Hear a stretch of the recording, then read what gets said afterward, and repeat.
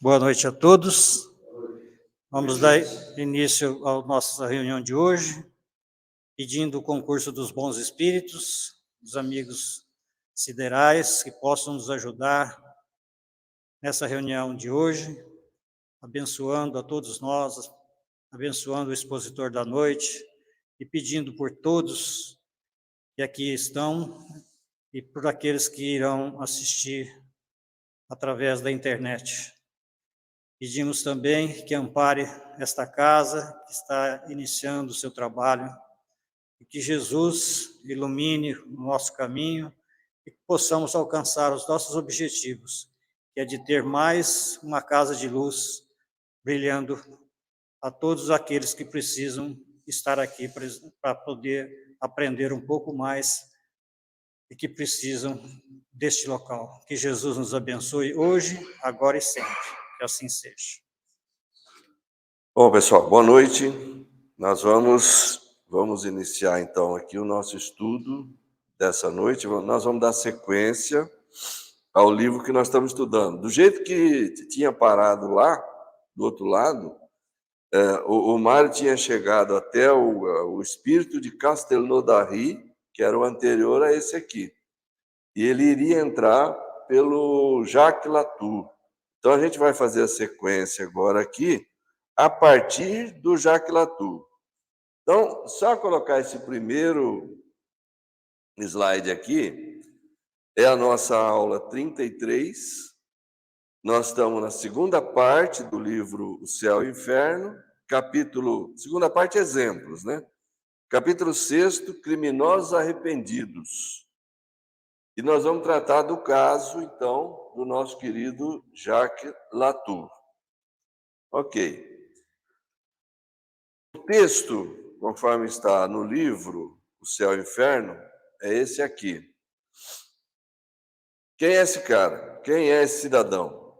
Jacques Latour, assassino, condenado pelo Tribunal de Foix, executado em setembro, vamos prestar atenção nas datas aqui que são importantes. Executado em setembro de 1864. Executado, guilhotinado. Aí o que aconteceu? Numa reunião espírita íntima de 7 a 8 pessoas, que ocorreu em Bruxelas, na Bélgica, em 13 de setembro de 1864. Então, veja só, ele foi executado no mês de setembro, só não sabemos o dia. Mas essa comunicação ocorreu dia 13 de setembro. Ou seja, qualquer que seja o dia de setembro aí que ele foi executado, o período é curto, a comunicação. É questão de dias, né?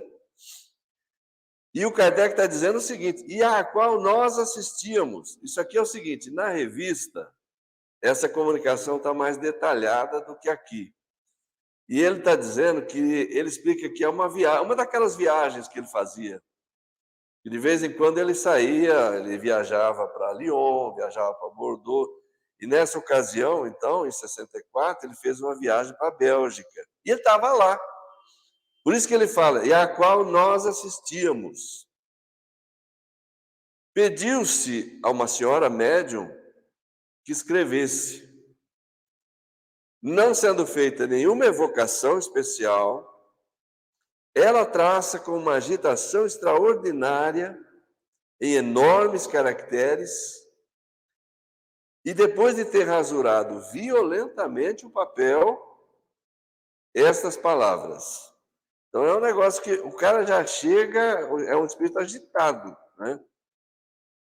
E ele chega assim, ó, estou arrependido, e escreve o nome, Latour, que é o nome dele, Jacques Latour. Surpreendidos por esta comunicação inesperada, que nada provocara, pois ninguém pensava nesse desgraçado, cuja morte a maioria dos assistentes até ignorava, algumas palavras de comiseração e de encorajamento são dirigidas ao espírito. E depois fazem-lhe esta pergunta. Deram a ele alguma algumas palavras de encorajamento ali, de consolo, tal, para ele se acalmar um pouco. E depois fizeram uma pergunta para ele, assim: que motivo pôde vos empenhar a vir aqui, em vez de em outro lugar, visto que nós não vos chamamos? A médium, que é também médium falante, responde de viva voz, o que é uma raridade, porque na época era mais, tudo era psicografado, né? Isso aqui foi um caso diferente, e bem diferente, a gente vai ver já já. E ele então vai dizer assim, pela voz dela: eu vi que vós éreis almas compassivas e que teríeis compaixão de mim, ao passo que outros me evocam mais por curiosidade do que por verdadeira caridade, ou de mim se afastavam horrorizados. Começou então uma cena indescritível que não durou menos de meia hora. Quer dizer, tinha que ter fechado aspas ali no horrorizados, que é onde ele parou de falar, né? Porque aqui já é o Kardec narrando. Começou então uma cena indescritível, que não durou menos de meia hora, quer dizer, foi longa. Juntando a médium a palavra, os gestos e a expressão da fisionomia, é evidente que o espírito se identificou com a sua pessoa. Então, o que aconteceu ali? Ela assumiu uma fisionomia diferente, palavra já um pouco diferente também, gestos típicos do próprio espírito, né? Por vezes, suas inflexões de desespero são tão dilaceradoras, ela pinta suas angústias, ele pinta suas angústias e seus sofrimentos com um tom tão desolado, suas súplicas são tão veementes, que todos os assistentes ficam profundamente emocionados. Esse fenômeno que está se dando aqui, a gente vai ver por algumas narrativas posteriores, que ele se assemelha mais a um fenômeno de possessão do que a um fenômeno de psicofonia propriamente dito. Nós vamos entender o porquê disso. Alguns ali dos assistentes estavam mesmo assustados pela superexcitação da médium, porque o espírito se apossara do corpo dela. Na possessão, o que acontece? O espírito toma conta do corpo inteiro. Kardec explica isso. Na Revista Espírita de 1863, no final de 1863 e começo de 1864, são 2 artigos que ele vai descrever umas experiências que ele presenciou, e cujo título é Um Caso de Possessão, Senhorita Júlia. Nesse momento ali, o Kardec, que até então não havia admitido o fenômeno de possessão, daí muitos espíritas que não estudam a doutrina, quando a gente fala de possessão, fica olhando atravessado para a gente. Mas o Kardec construiu a doutrina espírita, o espiritismo, como uma ciência. Ciência passa por ajustes. Era uma ciência de observação. Então, em O Livro dos Espíritos e até o Livro dos Médiuns, ele fala que não tem possessão. Quando chega nesse ano de 1863, quase no fim, ele começa a assistir a alguns casos e ele muda de ideia. Então, no artigo de 1863, acho que novembro ou dezembro, Um Caso de Possessão, Senhorita Júlia, ele começa dizendo assim: declaramos que não havia possessão, que não havia possessos. Pois bem, mudamos de ideia, voltamos atrás daquela opinião muito absoluta, muito rigorosa, porque agora nos é demonstrado que existe verdadeira possessão. A partir dali, ele começou a observar vários fenômenos. Você tem os possessos de Morzine, você tem uma série de descrições, de experiências que ele constatou, que ele testemunhou, inclusive, que o levaram a mudar, corrigir um pouco essa parte da doutrina em que ele não aceitava a possessão. Então, a pessoa lê o Livro dos Espíritos e lê o Livro dos Médiuns, não chega nem no Evangelho, porque no Evangelho ele já admitiu a possessão. Já admite. Basta ler com atenção que a gente vai ver isso. 1864. Ele já tinha. E na Gênese, mais adiante, mais ainda, 1868. Ali ele descreve claramente o fenômeno já como um... E a gente vai perceber o caso da possessão como um tipo de mediunidade. Essa senhora, por exemplo, era típica disso. Ela oferecia ao espírito a possibilidade da chamada incorporação. Isso é que é incorporação propriamente dita. Possessão. Não a psicofonia, o fenômeno de psicofonia, que muita gente chama de incorporação. Não é isso. Incorporação é quando se dá o caso do espírito realmente tomar posse do corpo todo. Então, ele gesticula, ele usa não apenas o aparelho fonador, como no caso da psicofonia. Ele toma posse de toda a estrutura corporal. Então, ele vai caminhar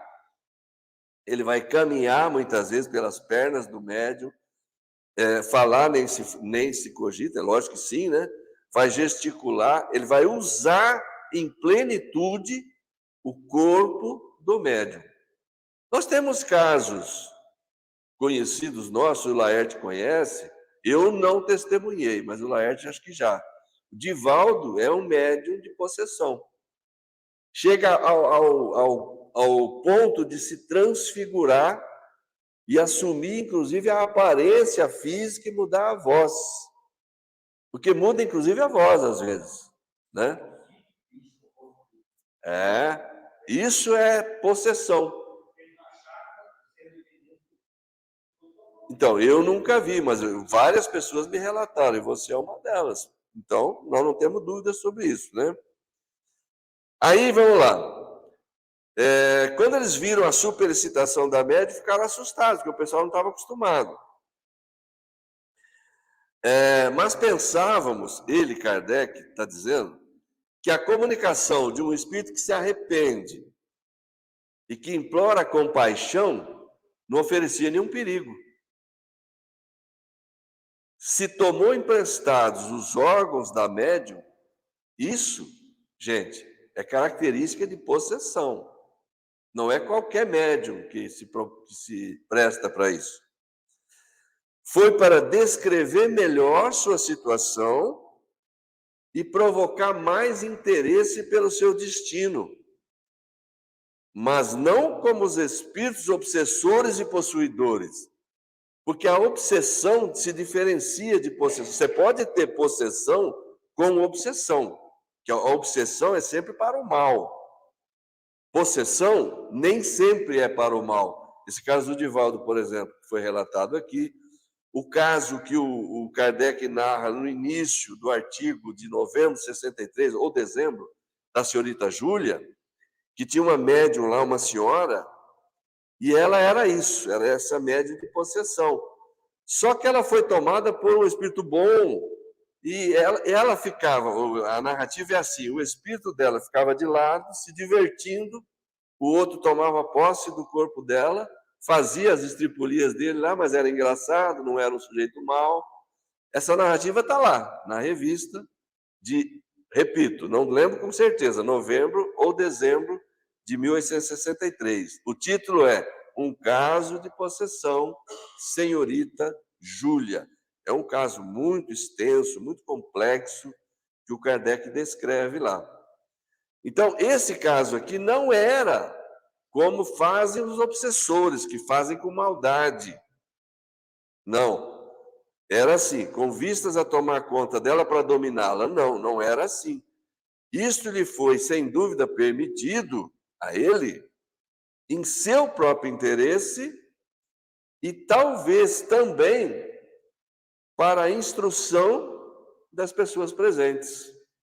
Esse Jacques Latour, um criminoso, só antecipando um pouquinho, ele tinha matado várias pessoas para roubar. Era o caso de latrocínio. Não sei quantas pessoas ele matou para roubar ouro. Ele fala ouro aqui, não sei se era dinheiro, o que era que ele roubou. Mas ele vai narrar que ele está arrependido. Isso apareceu logo no começo, né? Vocês lembram? Quer ver, ó? Aqui, ó, logo no comecinho, que ele chegou, causando aquele furor todo, ele já fala, eu estou arrependido. Estou arrependido. E coloca o nome, né? Depois ele exclama assim, ó, sim, compaixão. Preciso muito de compaixão, pois não sabeis o que sofro. Claro, um criminoso desse nível, uma vez arrependido, né, o sofrimento dele é muito grande. Ele vai dizer, não sabeis, não podeis compreendê-lo. É horrível. A guilhotina, o que isso é ao lado do que suporta agora. Ele achava, então, veja só, ele estava considerando que o que ele tinha passado ali na guilhotina não era nada perto do sofrimento moral que ele tinha agora. Não é nada, a guilhotina não é nada, é um instante. Quer dizer, cortou, acabou. Né? Mas esse fogo que me devora é pior. É uma morte contínua. É um sofrimento que não dá trégua nem repouso, que não tem fim. Olha só, a perspectiva que a gente tem sempre comentado quando a gente estuda esse livro, né? Em grande parte das vezes, o espírito, o criminoso, aquele mais culpado, por assim dizer, ele não tem uma perspectiva de término do sofrimento. Ele acha que aquilo é eterno, que ele vai sofrer para sempre. Que é o que ele está dizendo aqui, ó, é um sofrimento que não dá trégua nem repouso, não tem fim. Essa era a sensação dele. E essa parte aqui também é muito comum, lógico que nós todos sabemos disso, né? É um fator comum a muitos espíritos criminosos, depois que morrem, se verem diante das suas vítimas, né? Então ele fala aqui, ó, e minhas vítimas que estão aqui à minha volta, que me mostram suas feridas, que me perseguem com seus olhares, elas estão aqui diante de mim, vejo-as todas. Sim, todas. Vejo-as todas. Não posso evitá-las. Não posso evitá-las. Quer dizer, faz parte do processo de punição pelo qual ele passa. Ele não pode, nem querendo, não tem como. E essa poça de sangue? Sangue, isso é na cabeça dele, a sensação dele, que não tem sangue nenhum. O espírito não sangra, né? Mas é o que ele crê, é a criação dele. E esse ouro sujo de sangue, esse ouro sujo de sangue, olha só, quer dizer, ele matou para roubar. Viu, está presente nele, tem coisa que ele cria também, né? Tudo está aqui, sempre diante de mim. Sentis o cheiro de sangue? Ele pergunta para as pessoas que estão ali na reunião. Lógico que ninguém está sentindo nada, né? Sangue, sempre sangue. Ei-las, essas pobres vítimas, elas me imploram e eu, sem compaixão, golpeio sempre. O sangue inebria-me. Aqui ele está vivendo a cena do crime. A pessoa pedindo para ele, não me mata, pelo amor de Deus, não me mata, tem piedade. E ele, né, matando. Eu trouxe essa inserção, sempre bom a gente fazer um cruzamento interessante como este. Na obra do Kardec, a gente vai ver que as coisas se cruzam de uma forma muito consistente, né?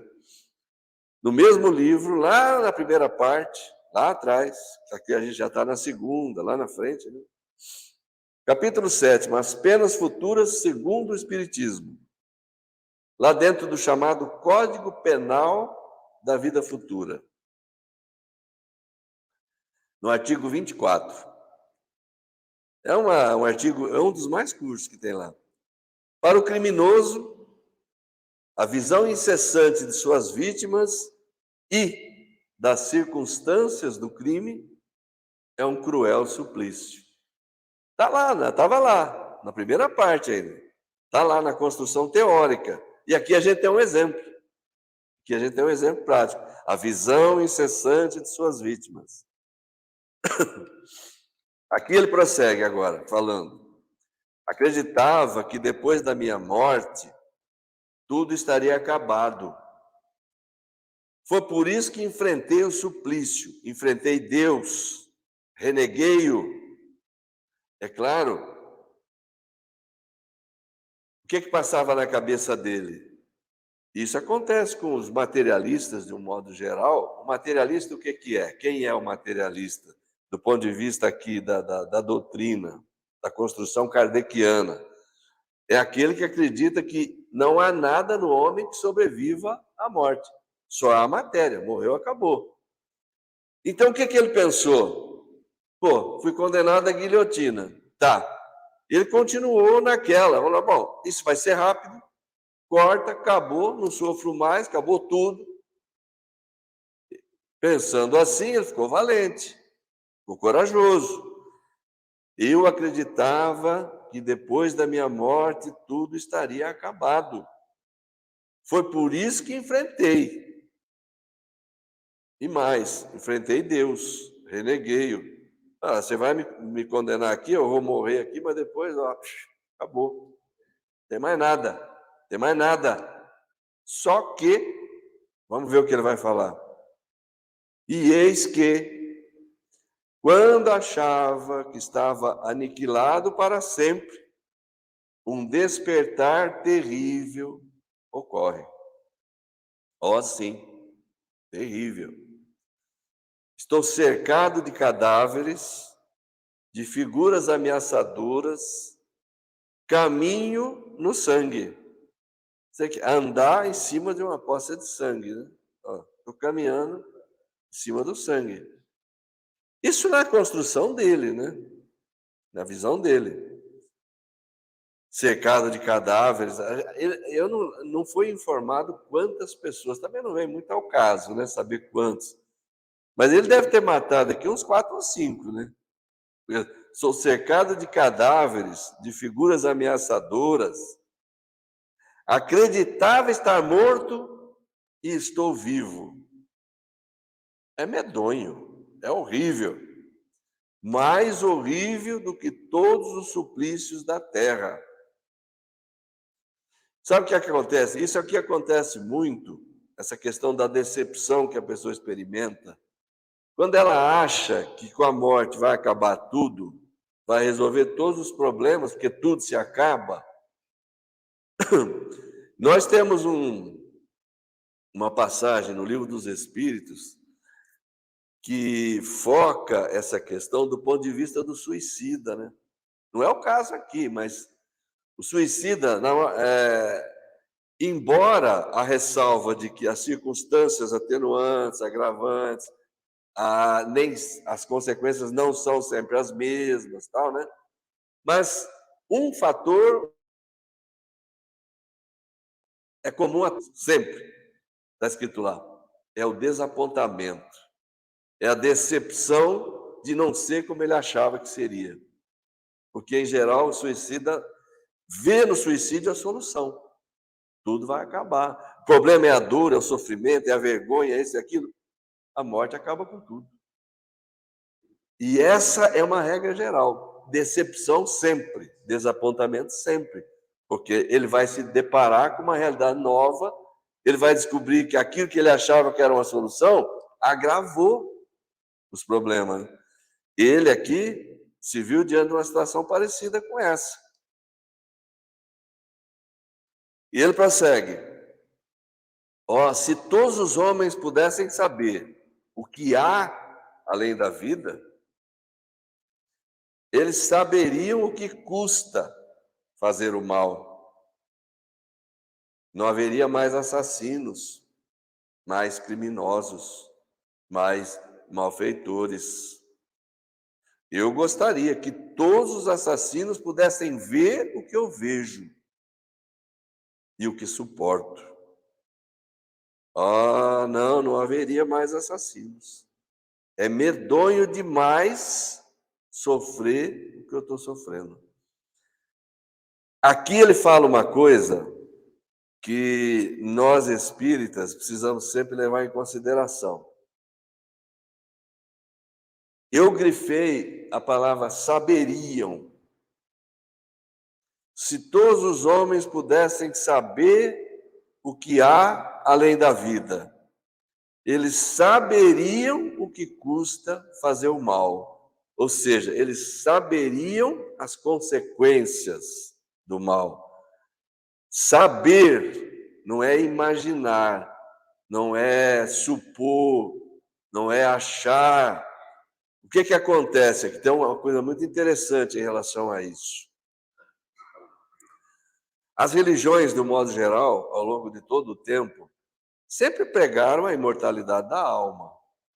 Mas só que isso tudo sempre revestido de fantasia, de suposições, de imaginação, um achando uma coisa, outro achando outra, visões sobrenaturais que um teve, que o outro teve, mas sem base na realidade, sem uma base sólida. O que está acontecendo com esse cidadão aqui? Ele está de frente a uma realidade que ele agora está constatando, mas que o Espiritismo já nos vem mostrando há muito tempo. Porque o Kardec construiu esse cenário da vida espiritual com base na experimentação, na observação. Como ele escreve lá no começo do Código Penal da Vida Futura, aquele capítulo 7º da primeira parte, que ele fala assim, a doutrina espírita sobre essa questão da vida futura não se baseia numa teoria pré-concebida, assim como em todos os outros pontos.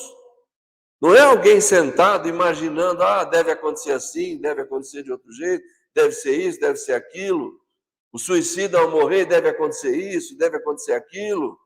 Ou então baseado numa visão estática, esse estático com X, que é aquela visão do sujeito que entra em êxtase, que é aquela condição de emancipação da alma no mais alto grau, em que o sujeito vai ao mundo espiritual, tem visões, mas interpreta à sua maneira, do modo como ele entende, e volta fazendo narrativas, de acordo com as crenças que ele tem, com os preconceitos que ele tem. Casos narrados pela tradição católica, por exemplo, como o de Santa Teresa d'Ávila. Ela tinha essas visões, ela ia ao mundo espiritual e ela chegava e voltava descrevendo o inferno. Por quê? Porque ela era católica, o que ela enxergava do outro lado, ela ligava com o conhecimento que ela tinha, com aquilo que ela achava, com as crenças que ela tinha. Emanuel Swedenborg, por exemplo, um médium sueco que viveu no século XVIII, ele também tinha essas visões estáticas. E ele escreveu até livros, quem se interessar pode pesquisar, talvez não ache em português, não sei. Mas ele tirou conclusões também do que ele via no mundo espiritual de uma forma errônea. E pior ainda, o caso dele foi piorado porque ele tinha entre aspas, um guia espiritual que sabia menos ainda, que falava coisas erradas para ele. E quando ele voltava ao corpo, então ele relatava aquilo que ele achava que era. O que aconteceu com o Swedenborg? Muitas coisas estavam erradas. Kardec conversou com ele no século XIX, está na revista, evocou Swedenborg, conversou com ele.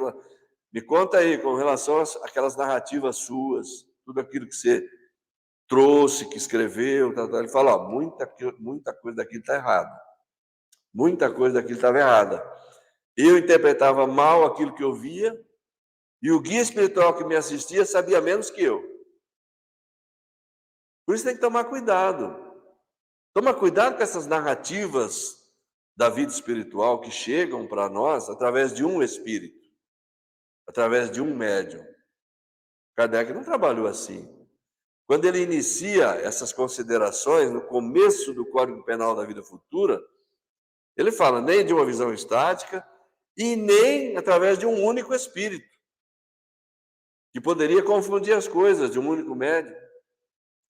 Milhares de espíritos foram acompanhados, interrogados, fichados, construindo um cenário de espíritos de todos os níveis da escala espírita, mais adiantados, menos adiantados, criminosos, espíritos iluminados, tipos de vida diferentes aqui na Terra, tipos de morte diferentes. Ele constrói um cenário sólido, consistente. Aqui, quando o Jacques Latour, esse nosso companheiro que está narrando isso aqui, quando ele fala, eles saberiam, ele está diante da realidade. Ele está encarando a realidade dele. Ele está vendo, está percebendo, está entendendo que aquilo é inferno, conforme descrito pela igreja. Ele sabe disso, está consciente disso.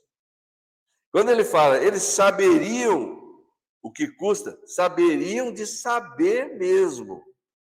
Porque ele está diante de uma coisa real e não de uma fantasia. Quer ver? Ele vai prosseguir. Sei bem que mereci isto, ó meu Deus, pois não tive compaixão das minhas vítimas. Olha só a narrativa. Repeli suas mãos suplicantes quando elas me pediam para poupá-las. Sim, eu mesmo fui cruel. Matei-as covardemente para ficar com seu ouro. Fui ímpio. Reneguei-vos. Esse reneguei-vos, é bom lembrar que ele está falando com Deus. Olha como começa a frase lá em cima. Ele está se dirigindo a Deus, né? Fui ímpio, reneguei-vos, blasfemei vosso santo nome. Quis fazer por esquecer. É por isso que queria persuadir-me de que vós não existíeis. Era, até antes de ser executado, para ele era mais conveniente, inclusive, crer que não existia Deus. E crer que tudo se acabaria com a morte. Daí a decepção grande depois, né? Mas ele continua, ó meu Deus, eu sou um grande criminoso. Compreendo isso agora. Aí, olha só como é que vem a coisa agora. Mas não tereis compaixão de mim? Vós sois Deus, ou seja, a bondade, a misericórdia, vós sois onipotente. Então, ao se ver diante dessa realidade, é claro, vamos pedir perdão. Você não é Deus, você não é bom, você não é misericordioso, então você vai me perdoar. Porque muita gente acredita nisso, né? Ah, e o perdão de Deus, né? E o perdão de Deus? Deus não perdoa? Pois é, vamos ver direitinho esse negócio. O céu e o inferno ainda, mesmo livro, lá no mesmo capítulo. Agora nós vamos para o artigo 29. A gente lê isso aqui, ó. A misericórdia de Deus é infinita, sem dúvida, mas não é cega. O culpado que ele perdoa não é exonerado.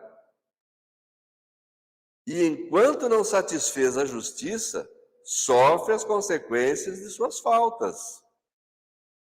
Por misericórdia infinita é preciso entender que Deus não é inexorável, que deixa sempre aberta a porta de retorno ao bem. Isso é que é a misericórdia, isso que é o perdão de Deus. Não é um perdão gratuito, não fica tudo de graça. Ah, tá bom, tá perdoado.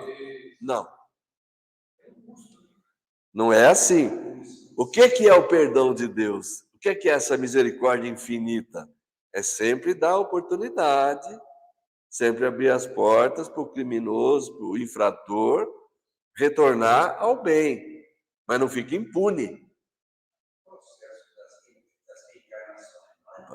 Correto, nós vamos chegar nele agora. Exatamente. O que acontece? Ficaria muito fácil se, de repente, eu faço um diabo aqui, como ele fez, por exemplo, pegando o exemplo dele, né?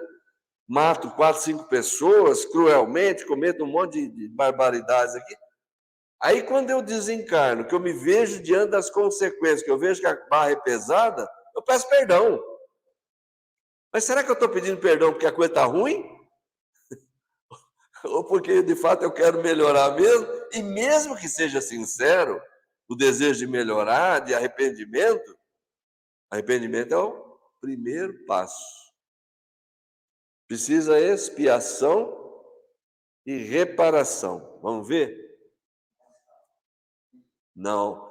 Na justiça divina, diferente da dos homens, nada fica impune. Nada fica impune. Nada. Como Jesus dizia, dali não sairás até pagares o último ceitil. Agora veja bem, essa frase dele tem um horizonte. Até pagar. E depois que pagar? Beleza. Vamos continuar crescendo. É aí que está a misericórdia de Deus. Você tem que se acertar.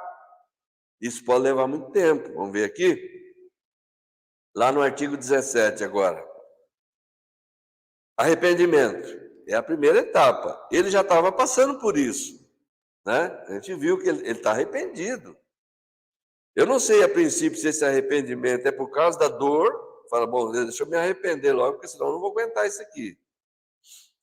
O arrependimento pode ocorrer em todo lugar e a qualquer tempo. Então, arrependimento pode ocorrer até em vida aqui. Né? Quanto antes ocorrer, melhor. Porque você tem mais tempo para começar a consertar. Né? Tem mais tempo para começar a consertar. Se for tardio, quer dizer, quanto mais demorar, o culpado sofre por mais longo tempo. O arrependimento é o começo do processo de recuperação. Então vamos ver. Expiação. O que é expiação? Primeira coisa, uma definição. Consiste nos sofrimentos físicos e morais que são a consequência da falta cometida. É bom compreender bem isso, né? A consequência do erro, a consequência da infração, a consequência do mal, é uma consequência natural. Não é um castigo pronunciado por Deus. Porque a palavra castigo é usada na codificação espírita, e tem gente que fica, mas Deus não castiga. Tem que entender o significado da palavra. Ela está sendo empregada no sentido de consequência natural do erro. Não é Deus falando, você comeu demais, vou te dar uma indigestão. Igual você faz com criança, você fez isso, então, pá, vai ficar de castigo aí. Não, é uma lei natural. Você vai naturalmente enfrentar as consequências daquilo que você faz.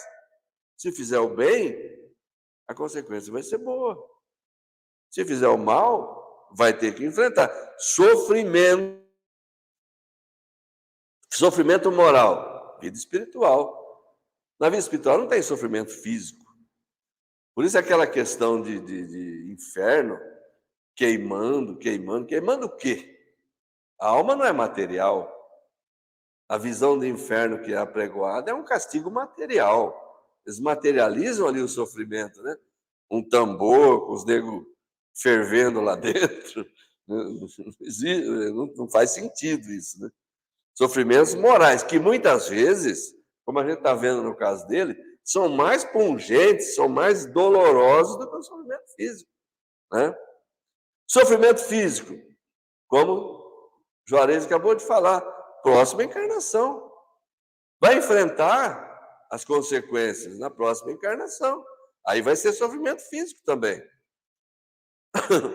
E o que ele vai dizer mais? Seja desde a vida presente, que pode começar já, seja após a morte na vida espiritual, como está sendo o caso dele, seja numa nova existência corpórea, até que os traços da falta sejam apagados. Onde é que está a misericórdia infinita, então, né? Exatamente na oportunidade de apagar os traços da falta. Voltar, recompor, reconstituir, reparar. Depois vem a outra parte, imprescindível no processo de recuperação do espírito. Reparação. Então, o que é reparação? Fazer bem àquele a quem se fez mal. Quem não repara suas faltas nesta vida, por impotência ou má vontade, encontrar-se-á numa existência ulterior, em contato com as mesmas pessoas que tiveram queixas dele e em condições escolhidas por ele mesmo, de maneira a poder provar-lhes a sua dedicação e fazer-lhes tanto bem quanto lhes fez de mal. Olha só, isso aqui comporta uma análise muito ampla. O caso dele, por exemplo, imagina que ele matou 5 pessoas. Imagina as consequências que podem ter se desencadeado. Quem eram essas 5 pessoas? Tinha um pai de família ali, ou mais de um? Ficaram órfãos, desamparados? Ficou uma viúva desamparada? Quais foram as consequências disso, dele haver interrompido a vida daquele cidadão? Enfim, outros casos ali, cada um na sua realidade própria. O que tudo isso desencadeou? O sujeito vai ter que consertar, velho. Pode levar mais de uma encarnação. Claro que pode levar mais de uma encarnação. Para ele acertar tudo isso. Devolver o que ele roubou. Reparar o mal que ele fez. Consertar. A doutrina da reencarnação é muito suavezinha, porque isso aí não bota medo em ninguém. Não bota medo se não estudar direito. E o objetivo não é botar medo mesmo, o objetivo é esclarecer, mostrar a realidade. Dentro de um padrão de realidade que seja aceito pela razão. Não adianta você ficar na doutrina de vida única com condenação para o inferno. Se ninguém acreditar nisso, não resolve nada, não tem eficácia nenhuma. Porque as autoridades religiosas tradicionais, de uma forma geral, condenam a reencarnação porque ela não intimida ninguém. Você não faz agora, você faz depois, não tem castigo. Tá bom. Aí você acha que pregando o inferno, você segura mais as pessoas? Você refreia mais? Se ninguém acredita nisso?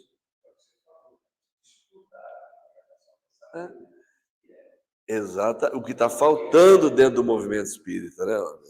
O Laerte, a gente sempre conversa, o Laerte sabe, eu acho que o Cláudio também, Seguinte, muitos espíritas são muito acomodados exatamente por isso, por não ter inferno. Porque não tem inferno, não tem essas coisas não. O que eu não faço agora, eu faço na próxima. É falta de estudar a doutrina. Isso é falta de estudar a doutrina.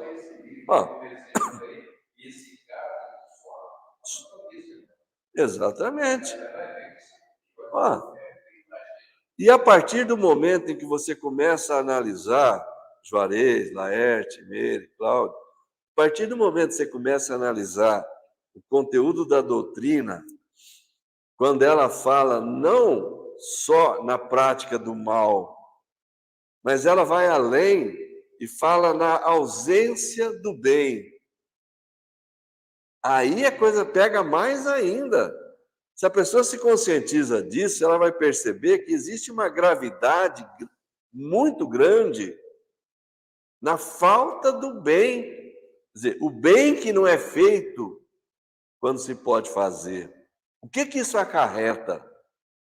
Isso fica muito claro. E tem gente que fala, isso aí é invenção da doutrina espírita. Tá, vamos ver se é invenção da doutrina espírita? Jesus, quando fala assim no capítulo, vou até citar o capítulo aqui. O pessoal que gosta muito de estudar a Bíblia vai saber. Capítulo 25 de Mateus, sermão profético, no comecinho, aquela fala do Cristo, onde ele traz e o Kardec colocou isso no capítulo 15 do Evangelho segundo o Espiritismo. Fora da caridade não há salvação. Quando Jesus traz aquele quadro figurado, simbólico, de um suposto julgamento. Então ali ele diz assim: quando o Filho do Homem vier na sua glória com os seus anjos, ele reunirá diante de si todas as nações. É uma linguagem figurada, evidentemente, porque ninguém consegue reunir diante de si todas as nações, né? E aí fará a separação, como o pastor separa os bodes das ovelhas, fará a separação dos bons e dos maus. E todo mundo se recorda o que é que ele fala ali, né? Ele coloca os bons à direita, os maus à esquerda. Aí ele fala para essa turma que está indo para o céu, vamos dizer assim, né? Merecendo aí a aprovação divina nesse julgamento hipotético, né?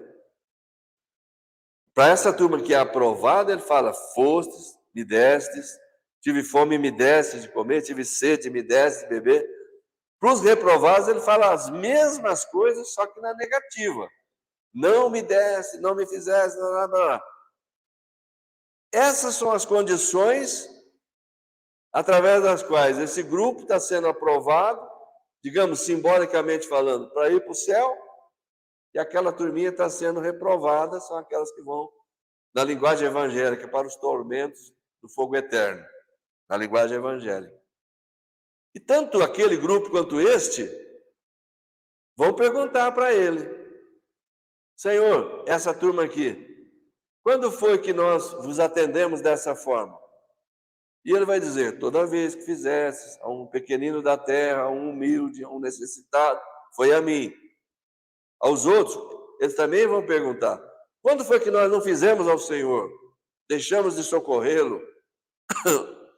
E aqui é sempre bom a gente lembrar que é aquela coisa, né, da conveniência, do interesse na prática do bem, que também não vale nada. Descredencia o bem praticado quando existe interesse. Eles falam: quando foi que nós deixamos de atendê-lo, Senhor? Porque se fosse ao Senhor, teriam feito. Né? É claro que sim. Porque muitas vezes o bem é feito por interesse. Claro que o filósofo alemão que falou isso tem toda a razão. Ele fala assim: se o homem tivesse a visão permanente de Deus, ele não teria virtude. Porque ele sempre faria tudo certinho. É claro, o homem está olhando. É a mesma coisa você fazer por medo, por interesse, né?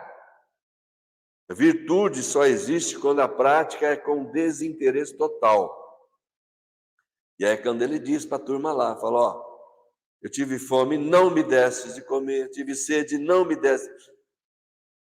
Fechando o raciocínio, o que que Jesus está dizendo? Não é o Espiritismo que está dizendo. O que que determinou aqui essa turma ser aprovada? A prática do bem, da caridade. O que que determinou aquela turma ser reprovada e, em tese, digamos, ir para o tormento eterno? Não terem feito o bem. Não terem feito. Ele fala em algum momento que eles fizeram mal? Ele não fala, porque não precisa falar. É óbvio, você fez o mal, meu amigo. O peso de não fazer o bem pode ser tão grande quanto o de fazer o mal. Depende. O que Jesus está dizendo aqui nessa circunstância é que faltou o bem quando podia ser feito. E o que isso resultou? Essa que é a questão. O que deu? Que consequência teve esse bem que podia ser feito e não foi? O que resultou disso? É o que fala ali a questão 642 do Livro dos Espíritos.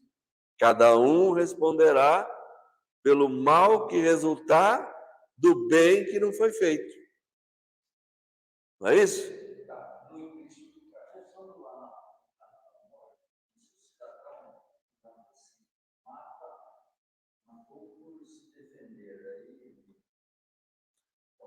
O caso da legítima defesa é válido, mas depende muito das circunstâncias. Sabe por quê, Cláudio?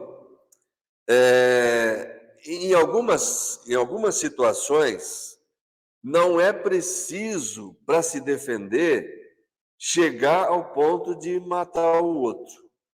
Às vezes a justiça tem isso, tá? No Código Penal tem isso. Às vezes o caso está resolvido, está dominado, e o sujeito vai além e mata o outro, sem necessidade, porque já estava resolvido. Nesse caso existe culpa. É homicídio.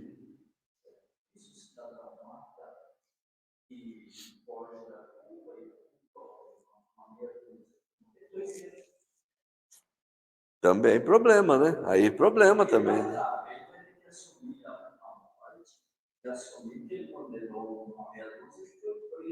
Isso, agravou muito mais, né? Porque diante da justiça, ele se eximiu da justiça dos homens, dentro dessa figura que você criou, ele matou alguém e conseguiu culpar outra meia dúzia.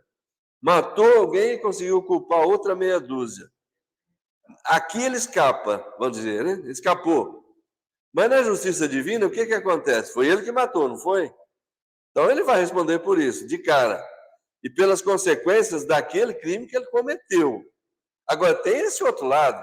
Ele provocou a condenação e a prisão de 6 pessoas inocentes? Não foi? E aí? Responsável também por aquilo lá. Que tipo de privação isso ocasionou? Que tipo de problema isso ocasionou? Pessoas da família que ficaram desamparadas pela prisão daqueles que foram presos, injustamente, por culpa dele. Né? Pessoal, aí ele fala assim, seguindo a comunicação dele, esse último texto aqui. Compaixão, Senhor. Compaixão, compaixão. Peço-vos, não sejais inflexível. Livrai-me desta visão odiosa, destas imagens terríveis, deste sangue, das minhas vítimas, cujos olhares me penetram até o coração como punhaladas. Né? Então, está pedindo perdão. É um comportamento típico, realmente, de um espírito arrependido.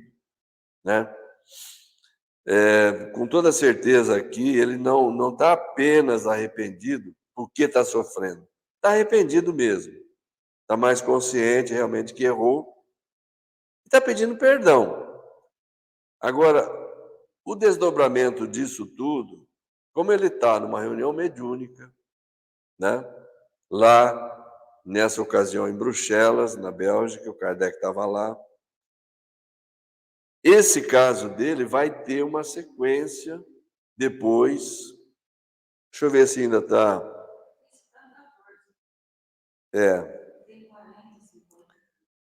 Não, mas calma, porque depois muda.